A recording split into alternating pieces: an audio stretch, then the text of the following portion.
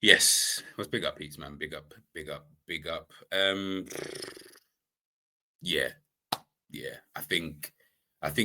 Listen, the title, the caption is as bland as Liverpool are at this current moment in time. I don't need no fancy title. I didn't need no fancy thumbnail or anything like that. It's really simple. You guys already know the vibes already in regards to the manager.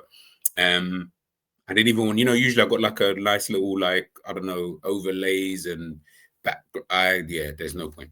There really is no point at this stage now. Like, this is just where we're at this moment in time. I didn't even watch the game and I feel annoyed. I like my connection with the football club is just in the bin. It's in the bin, and it has been. It's been that like that for quite some time. Really since Slot kind of come in. I mentioned this to one of my friends. I said about he hasn't really got this connection with fans. If I'm being totally honest with you, unfortunately, his football, in my opinion, since last year, we're talking.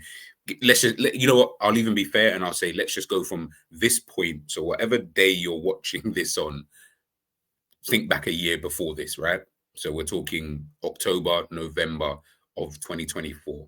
Yeah, Liverpool then went on to win the Premier League. But I said back then, like, the football is dire. It's boring to watch. The crowd, you can tell that they obviously, understandably, at the beginning, because new football, a new style. We've had Jurgen Klopp for so many years, and his type of football was, high octane kind of thing. And when you get someone in who comes in and who's a bit more measured and stuff like that, it's understandable how maybe at first you can have a few teething problems. That's where you as a manager then need to adhere yourself to, to the crowd, to the fans, to the guys who go there every single week and spend all their money and they chant and they sing "You'll Never Walk Alone" and all these other different kind of things, right? I don't do that all the time because ain't nobody got time for that. And I've also got a life. So unfortunately, I can't always do that. But just in a general sense, big up to those who always do. He'd never done that. And he has never done that. And his football has never done that. Fortunately for him, he ends up winning the Premier League in his first season. Now, listen, not going to take away the accolade. I can't take away the accolade anyway, even if I wanted to, but I wouldn't do that because to come in and win the Premier League in your first season is an achievement. It is something to look at. It is something to applaud, right?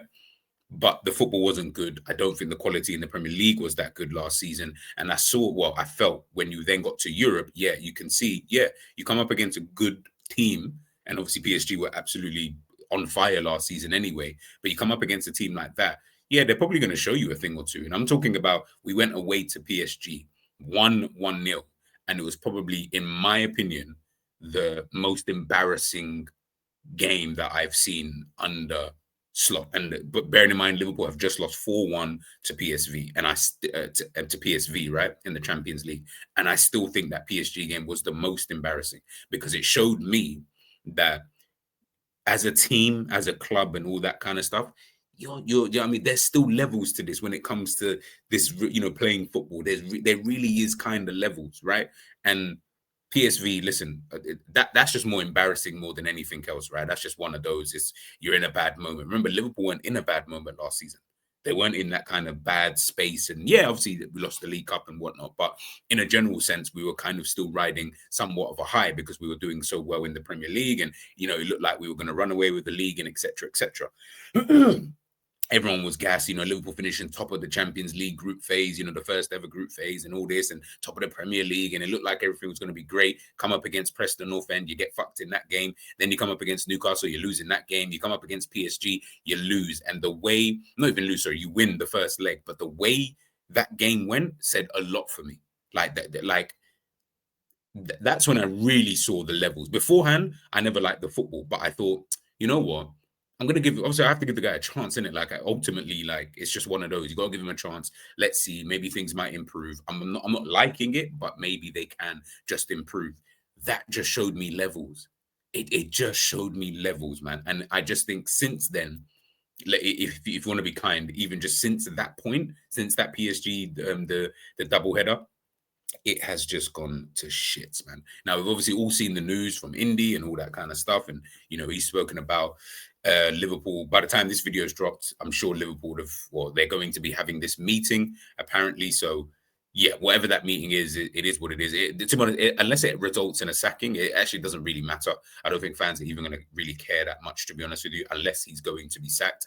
I've never seen a clamour Now, obviously, like I said, we've had Jurgen Klopp for a long time. I haven't even been on Twitter for that long, so I don't know what Twitter was like when Roy Hodgson was here, kind of thing. So maybe it was worse back then, but I haven't even seen a clamor like this for a manager to leave in a long time. I'm talking from like the big clubs anyway, where you've lost 9 in 12. Like some of the stats that I was hearing and I'm seeing on the timeline, and you guys will obviously see a lot more. But some of them I'm seeing is lost 9 in 12. This is the first time that Liverpool have lost 3 games on the trot not even at home, actually, because we played away at Man City, but lost 3 games in a row by 3 goals or more since the first time since, was it 1950, 53 or something like that? Like these are the same records that when Manchester United was breaking them with Amorim, we were all cussing him, we were all laughing, people saying he's got to get sacked. Manchester United fans are still not even happy with Amorim. Do you get what I'm trying to say? Slot's saving grace is that he won the league in his first season.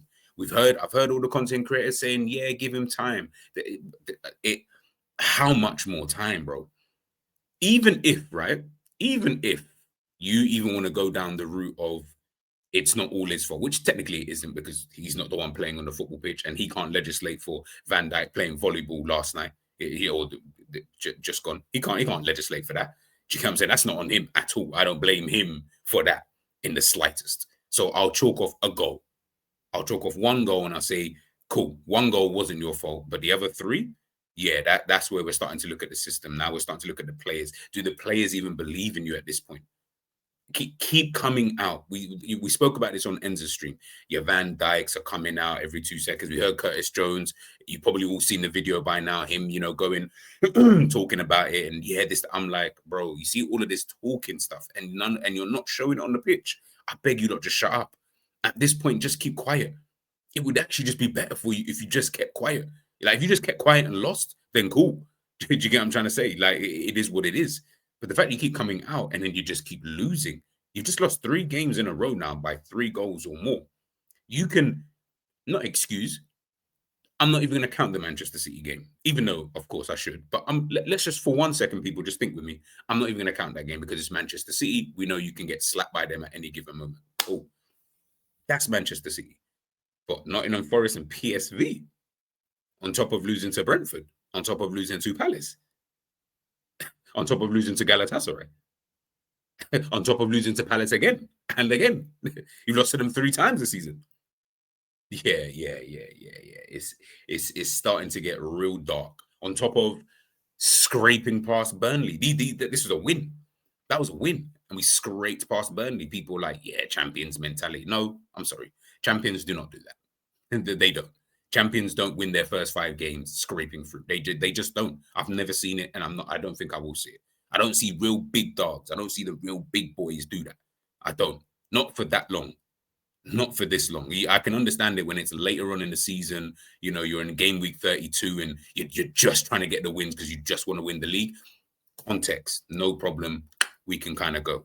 We're talking about in game week 1, 2, 3, 4, and 5. Liverpool are literally scraping by like there's no tomorrow, playing some of the worst football I'm seeing in the Premier League. And I said it already, Liverpool easily. And unfortunately for them, I don't watch Wolves like that at all, really and truly. So I'm going to count Wolves in there. I don't watch Leeds like that, so I'm going to count Leeds in there. Who else don't I really watch like that or haven't really watched this season? Got Wolves, you got Leeds. Kind of watch the other teams. So I'm going to say Wolves and Leeds. And if you look at the form table, I think I did it the other day. If you look at the form table, it's kind of showing you there. You know what I'm saying? It's literally kind of showing you there where it's like, yeah, I think now it's becoming dire. The football is just, and I think like it's just been so many. It's one excuse after another. Oh, it's because Jota passed away. That's why. No, it's not that. I'm sorry. Like I'm really not hearing that excuse at all in the slightest. And I think anybody who keeps bringing that up, by the way, I think you're being very disingenuous, and I think you're actually being a little bit disrespectful, to be honest with you, because the reality is you're using something like that as a reason. So that's all I'll say on that kind of matter, because I don't want to sound disrespectful to Diogo Jota, rest in peace. But that's an excuse I've heard way too many times. I'm sorry, but nah. Nope, not hearing it. That's not something that I'm going to allow. And I think, like I said, I think it's very disrespectful. Then you've got apparently, well, not even apparently, I've seen people talk about injuries. You just spent 450 mil. I promise you ain't got no injuries. I promise you don't have injuries. You don't. You don't have the injuries that you think you have. Yeah. So we can excuse. Let's even scratch that out of the way. So now what is it? Now what's the excuses? At what point do you just say this is enough now? Like enough is enough. Like what is the turnaround that people think is going to happen? Because unfortunately for him, because we keep letting it go on and on and on and on, and we keep going further and further down the line and stuff like that. Now, in order for this turnaround, he almost, whenever this turnaround is supposed to begin, he's now going to have to literally not lose a game from that point on. He can't even drop points. He can't, because we've let it go for so long. It's different when it was like after 5 games or 4 games or 3 games or whatever, because then you're saying, oh yeah, he could turn it around. He loses, he might lose 3 games in a row. I've seen Prime Manchester City lose games in a row. I've seen it. I fully see it. I've seen Barcelona do this. I've seen them lose like games in a row, and then boom, they go on their normal runs and they do etc. etc. Usually under the same manager, Pep Guardiola. But I've seen it. Seen Bayern Munich do it. Seen Chelsea do it. Seen Manchester United do it. So I've seen the teams kind of do it, right? What kind of run do you think we can go on now that is going to change things in order for the board, which is where we're now going to start looking at you? Because now I'm like, okay, now I'm starting to sense a little bit of incompetence from the board, because you're allowing this to go on. You're the one keeping him employed. You can sack him tomorrow unless you don't have the plan, which would be quite interesting to know, kind of thing. But we'll wait and see. Obviously, like I said, by the time this video comes out, we'll see what they say.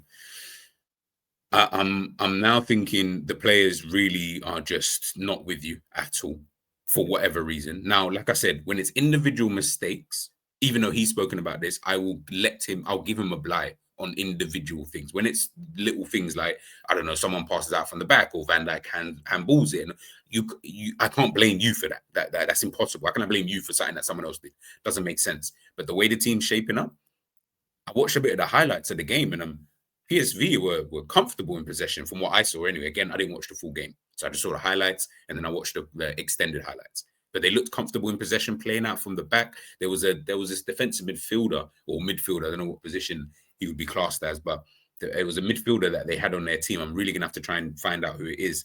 But he just looks so comfortable playing in that kind of 6, in that pocket. Just looks comfortable picking up the ball. No one's really pressing. ArneSlot spoken about Ekitike looked like, or he's injured or whatever, he's back or something like that. Why is he playing? I'm confused. He spent 130 M's on like, well, you, even not you specifically, but you've okayed let's get Alexander Isak in. Surely for games like this, like even just for confidence boost, just to get him in. Wirtz is obviously injured, so I can't really speak on that one. Frimpong's injured, I can't really speak on that one. Bradley's injured, so I can't really speak. Fuck it, it's just, honestly, it's just going to shits. And I just feel like there's just more excuses for him, for the reasons why Liverpool are doing bad, as opposed to trying to figure out why or what we can do to actually go forward. Do you get what I'm saying? I feel like there's more excuses on that side than there is, but this is what we need to do, this, that, and the third. I feel like it's the same things we keep hearing. What should Liverpool do next? You know what Liverpool should do next? Exactly what the title says. Just sack him now. Just sack him now. Like, there really doesn't need to be a conversation. It doesn't need to be a debate. You get your interim. I'm pretty sure you can get more or less anybody else in. And it should, in theory, at least be better than this. I'm not even saying, by the way, if you get an interim in, that things are just going to go, boop, Liverpool just going to win the next 40 games in a row and it's just going to be a madness and we're going to do an all-time. No, I'm not saying that. I'm actually not. I'm actually more thinking about, you know what? It's so bad that you actually just need a new voice and a new energy. You need maybe someone like a Gerrard who, listen, if you can't play for the legend of a football club, then who can you play for, at this point? And he's a player that someone that people obviously respect because of who he is to Liverpool and to the footballing world. And he knows what it really means. You got Curtis Jones coming out talking about all of that stuff about him being a fan plus a player and it hurts him the most. Yeah, I can imagine him playing for, I can even imagine him playing well under Steven Gerrard just to impress him. Because some of these players look like they don't give an F who ArneSlot is, and the fact that he even won the league last season. Some of these players have really down tools. Now, again, I can't even legislate for that, because some of these players, I've said before, I don't rate some of these players, and I haven't rated some of these players for a long time. McAllister, I don't think he's that good.